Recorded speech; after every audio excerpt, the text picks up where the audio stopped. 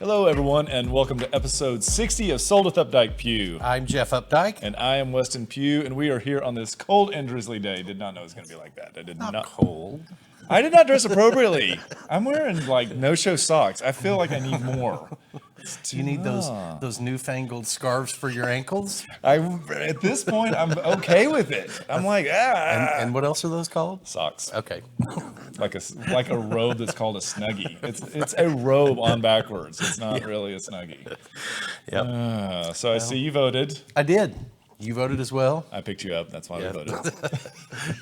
Yep. Everybody go out and vote. Exercise your responsibility. Absolutely. And I think the thing that you looked up online and found was that in Dallas, you don't have to go to your precinct, that you can go anywhere that you want to vote. Yeah, it's really great because, it used to be in early voting that Right. you could go to, any of the early voting stations. And now, even on the day of voting, you can go to any of the voting stations in Dallas County. And it's open until 7. So, I mean, you've got plenty of time to go vote. You can do it even after happy hour. We were in and out in 5 minutes. But it was interesting because that was the first time I'd ever done like a paper ballot. Before, I thought it was always like digital. Yeah, it's the evolution of voting. That is the evolution? The evolution of electronic voting and security of ballots. Okay. Well, it was quick, it was easy, and a lot of this is about legislation right now. So go online. There's plenty of people who are endorsing what they think is important. See who it is. But again, like Jeff said, exercise your right and vote. Yep. Excellent. What do we got? Other things that happened this week, we had the Fed, well, not this week, but last week was the Fed reduced the interest rate again, which is the second time this year. Amazing. Yeah, probably see another. I think the Fed cautiously said that they weren't sure they were going to do it again, but I think there's enough pressure that we may possibly see another rate decrease first quarter of next year. I know that last week I referred Jeremy's information out to two different people that one that I played volleyball with and one that was just a past client that actually wanted to refi. And so it is time to actually think about it, even if you've only bought within 18 months, probably. I was just looking at some numbers real quick, and even a quarter on a $250,000 loan, a quarter point difference makes almost $50 a month difference in your payment. And if, values aren't going up the way they have over the last several years, but if you've had some appreciation in your value and you didn't have 20% down to put down before, it's possible that your appraisal now will be high enough for you to avoid the PMI, which, and that's easy a chunk. saving. I mean, easily $100 a month. So. Well, good. Well, those are all hopefully important things that you saw. I'd like to hear your feedback. And we're going to jump right into houses today. And we've got a great set of houses. We really do. These the first one we're going to look at today is 5203 Livingston Avenue. And this is a neighborhood that I really like because I live really close. And it's right off the corner of Livingston and Inwood Road. Very super convenient. I've lived in this area for over 25 years, and I think the one of the biggest draws that I've had to this neighborhood is the convenience factor. I can be on the tollway in 5 minutes. I can be at Love Field. Love Field is a 5-minute Uber ride from my house and $5 or $6. It is still a really walkable neighborhood. You've got Inwood Village right down the street it's got movie theaters and restaurants, and I'm a 2-mile bike ride from getting onto the Katy Trail. Yeah. And from there, out to White Rock Lake, all the way down to American Airlines Center, total flexibility. And we're seeing tons of end users in this area. Renovations are happening and is new construction. And this is just an area that's primed for all of that. And so it suits multiple different buyers in the market. This is actually a 3-bedroom, 3 full bath, 2-car, let's see, is that a 2-car garage? It's 26 86 square feet, and this is a standing seam roof with a front courtyard. I believe when we went there, there are 5 Japanese maples in the front yard. It is really well taken care of and has a really strong curb appeal. Really is. It sits on about a third of an acre. It is a corner lot, so you've got really oversized space. When you walk in the front door, you've got this big, wide open, probably, I'm guessing those are 20-foot ceilings in the living area there. And with the windows being stacked the way they are, you've got really fantastic light. The parquet floors are just impeccable throughout this house. And then if you were to go to the left of the front door, this is the dining room, and the dining room is a really good size, and they've done the plantation shutters throughout the house. And what's great about this is the large windows right there. You're not actually exposed to the street because of the way that courtyard is situated. It just transitions so easily into the kitchen, which is a great space on itself. Yep. Granite countertops, undermount sink, has a Whirlpool appliance package. This has one of the Whirlpool Velos microwaves in it, which is interesting because it's also a convection oven. Yeah. And the mother-in-law suite is actually off of the kitchen over here. Yeah, that was a really nice little feature that I wasn't thinking we were going to get to see. That's the master right here. And the master actually sits at the back of the house, and this is opposite end of the kitchen, and so it's away from the mother-in-law as well. Really large, has access to the pool from the master bedroom as well, and it's got great light. Again, the landscaping comes in really well. Yep, and this is the master bath. Double vanities in there. It has the granite countertops, and they've even added some granite up the wall there just to give it a little bit of a kind of an extra zhuzh. California closets in the closet in the master bedroom are phenomenal. And so this is also has access to the backyard. And then upstairs, this is the second living room that has a wet bar, has a place for the TV. And yes, that is a glass half wall that overlooks into the formal room. And off of this, there is a really large balcony. And this balcony is made with Trex, so it's not one of those ones that's more decrepit. And it also is partially covered from the sun. This is what Weston was just talking about, looking out over the backyard. Really nice pool. We were kind of debating whether it was a diving pool originally or not. It's certainly a lot deeper than what you find today with the 5-foot play pool type. And as Jeff said earlier, this is a third of an acre. And in the next image that we see, you can't really tell, but that the yard could be even larger if you wanted to change the situation. Maybe pull the magnolia tree out, make a little more seating. And then again, this is looking at it from the other side. That door on the far left side, that is actually from the master. And then it is covered as well, and you can see the balcony and everything. 5203 Livingston Avenue, 3-bedroom, 3-bath, about 2,700 square feet, built in 1978, priced at $825,000, which brings it in about $307 a square foot. And we wanted to say thank you to Karen Fry and Ryan Strife for letting us talk about their home today. Great house. Thank you all so much. So what we're going to do now is it's just around the corner, but it's a whole different neighborhood, and this is going to move into Oak Lawn. And this is going to be 4618 Cedar Springs Drive, number B. And this is a great area because, again, a lot of the things that you love about your neighborhood kind of actually repeat themselves over here. There's a little more density. There's a few more restaurants that are walkable. And again, you're going to get closer to the Katy Trail. And we've sold several units in this complex. There's only 10 units in it. It was built on a small lot that is right in front of the, I forget the name of the apartment complex there, but great location, great access to the medical district. You can be on the tollway in just a matter of seconds. Yeah. So this is, again, like he said, 10 units, 2 separate buildings. So this is in the 4618 building. And the image that you see is actually the first building, and it is down, if we were walking down the path, it would be like 3 down on the far left-hand side. And you have a little parking in the front, and that is a gated swinging gate or a retractable gate that is actually you pull through and go to your garage on either side. Yeah, and this has a lot of visitor parking. There's 2 spaces there on the front, and then there are, gosh, probably 6 or 7 on the back. First floor has a really nice sized bedroom, great windows that look out onto that little walkway there. The bathroom is finished out very, very nicely with the tub shower, vanity combo, big walk-in closet in this bathroom also.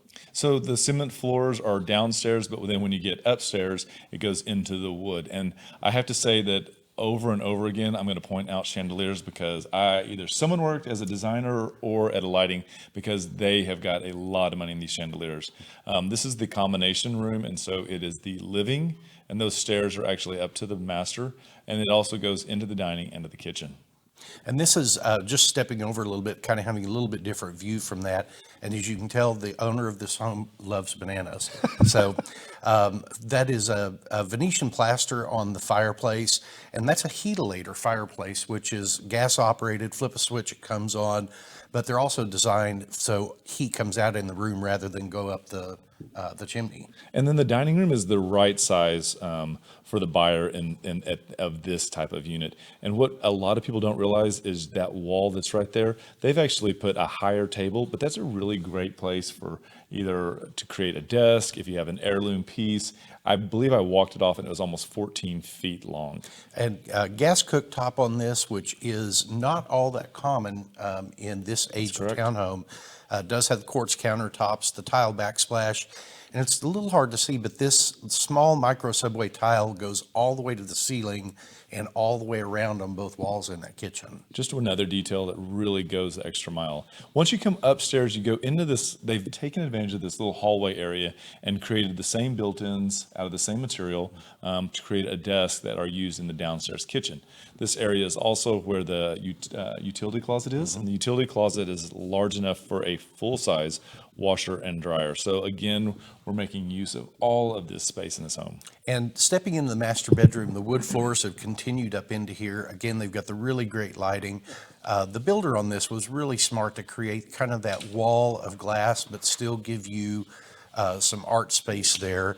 And this room continues on into the master bath, which has a stand-up shower, kind of a corner tub over there, which is really interesting. It's kind of got away from having that real small tub that people sometimes have trouble getting into.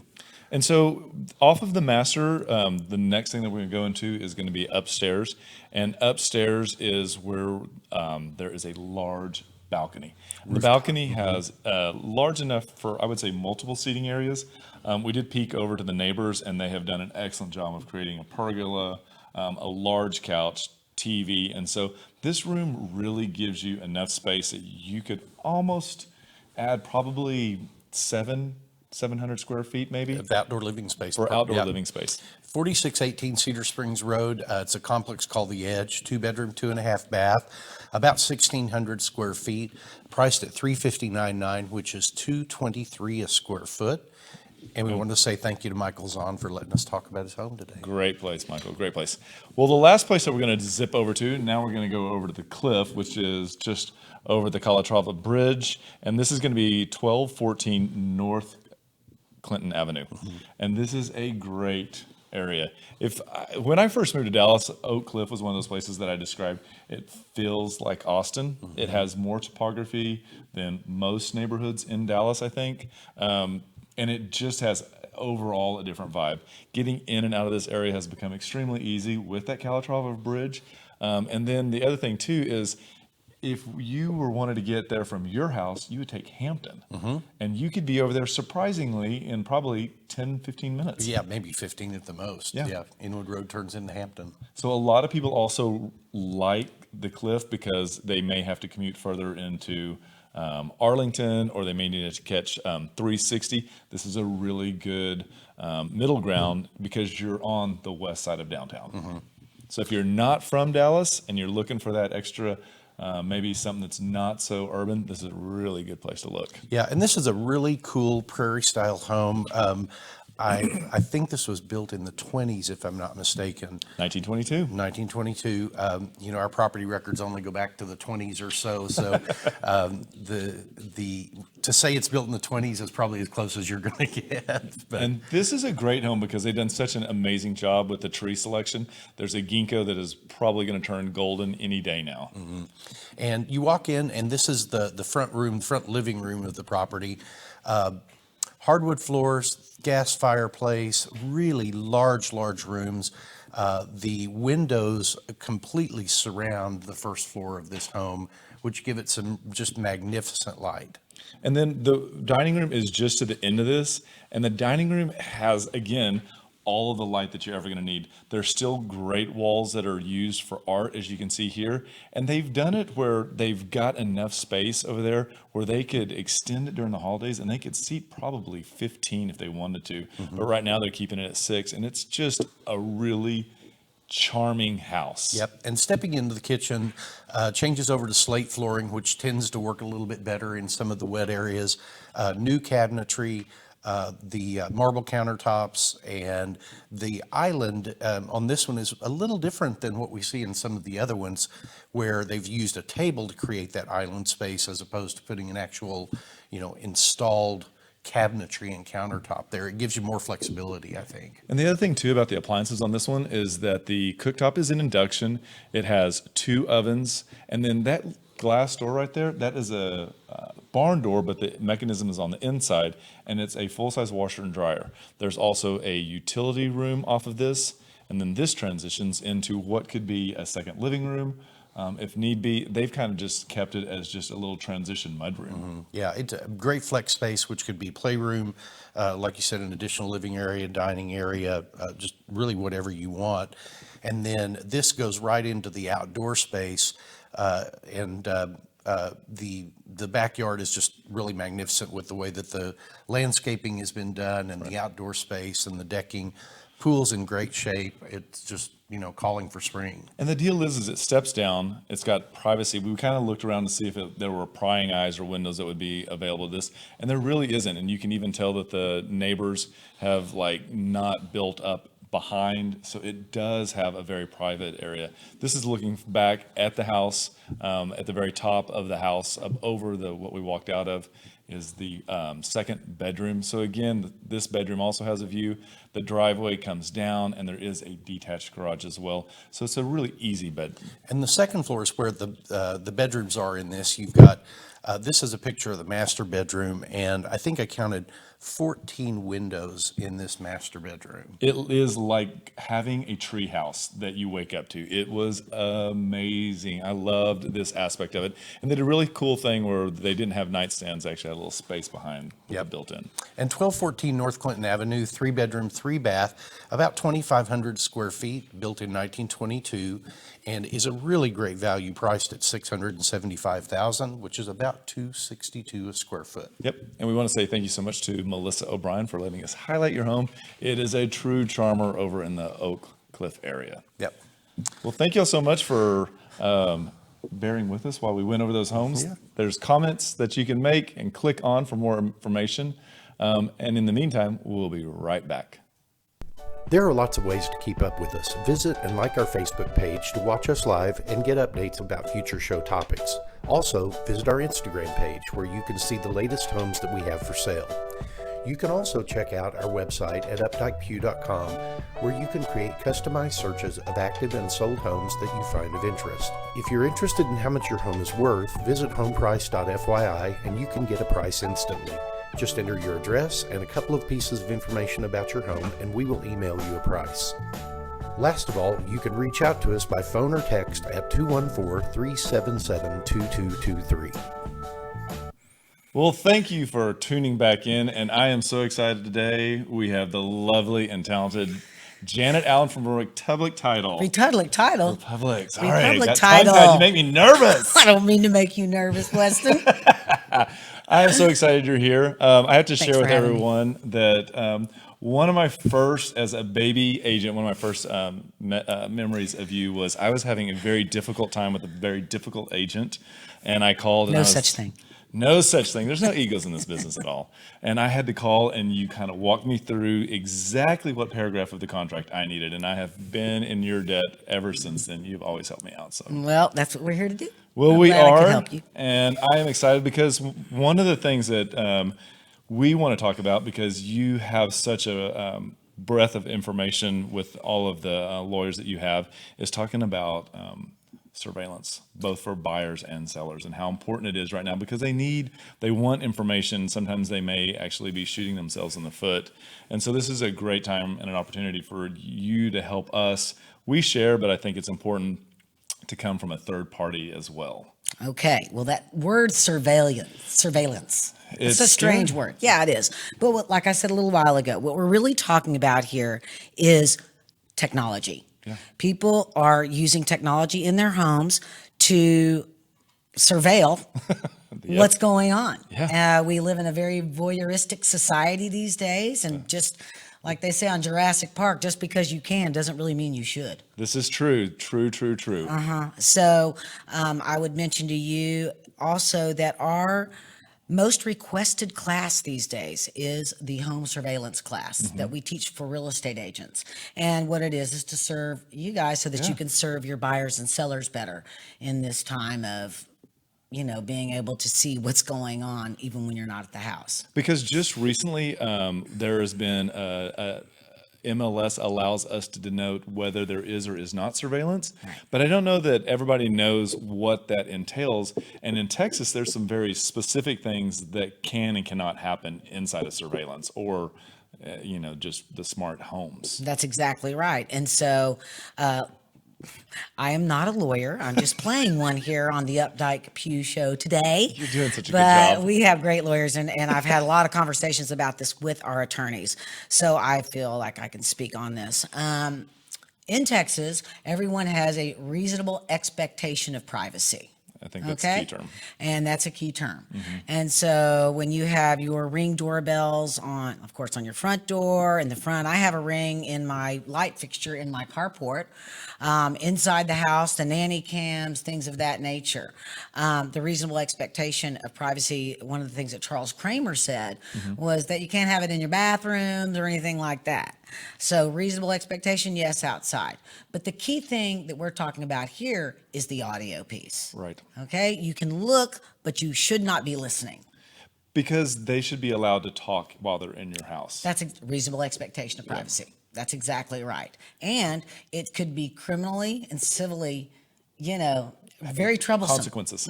There's consequences for that. Yep. And I think that a lot of sellers get a little bit hung up because they feel like, since it is their house and it is their Ring doorbell and everybody knows what that is, that they should be allowed to have that engaged. And Texas has, through certain legislation that has passed, has said that that's a no. That's an absolute no. that- No, it's illegal wiretapping is what it is. Which is so interesting, because we're just talking about a Ring doorbell and now we're talking about illegal wiretapping. I know. Now we're talking about Watergate all of a sudden. I don't know. I was like, wait, what are we talking about? And so it really is important for agents, buyers, and sellers to know what the law is and That's not exactly be ignorant right. of it. That's right. And don't be ignorant of it, because people, not only are we in a voyeuristic society, now we're in a very litigious society. And so if people feel like they are being listened to without their knowing, that's against the law. Yeah. And so they have every right to sue and come after your customers. And that's the other thing too, is that there are some stiff penalties, up to $10,000 That's now right. Per occurrence. per occurrence. So that means that if you had your house shown 5 times and you were listening 5 different times, that could get really That's how expensive risky quickly. it is. It is. And I think that it's, again, we wanted to have Janet on this show today because we wanted to have a third party that has had experience, that has the class for it, and that has lawyers that actually have looked into this from a real estate standpoint. And so it's really critical. One of the other things too is, now we've kind of talked about sellers. What about buyers? Because buyers can get really excited when they get into a home sometimes. Well, we can do we can just make it real simple. You know me, I'm going to cut to the chase. Give it to me. Sellers, turn off the audio. Yeah. Buyers, shut up. That's true. That's a great point. Look at the home. I mean, you talk about being, not enthusiastic about what you're saying. This kind of takes the thrill out of looking, for a home. It really does. But you're in negotiations. So, hold your fire a little bit. And I think you're absolutely right, because in new home sales, we knew that when we saw a couple being affectionate during like a showing, we knew that there was a greater chance, let me say it that way, Gonna get a contract. that they were going to write a contract. Yeah. And I think that just because the audio is off, your body language still can really convey a message. Absolutely, it does, and so it's.